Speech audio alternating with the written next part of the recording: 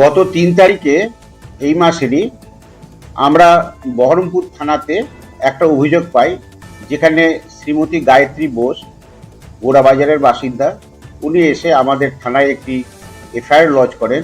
সেই এফআইআরে উনি লেখেন যে উনি যখন গোড়াবাজার নিমতলার ওখানে যে পাঞ্জাব ন্যাশনাল ব্যাংক আছে, সেই ব্যাংকের ওখান থেকে লকার থেকে উনি সোনার গহনা নিয়ে একটি টোটো চেপে আসছিলেন। টোটোতে আরও দুজন সহযাত্রী ছিলেন। সময় আনুমানিক 12টা সাড়ে 12টা হবে, এবং উনি যখন আসছিলেন তখন এখানে আমাদের কোর্ট চত্বরের কাছে, যেখানে অ্যাক্সিস ব্যাংক আছে, তার নিকটবর্তী স্থানে ওনাকে ওই দুজন চালক এবং টোটো ড্রাইভার তাকে ওভারপাওয়ার করে এবং তাকে কোনো নেশা জাতীয় কোনো সামগ্রী তার উপরে ছিটিয়ে দিয়ে তাকে ওই জিনিসগুলো, সোনার গহনাগুলো নাকি ছিনতাই করে চলে গেছে।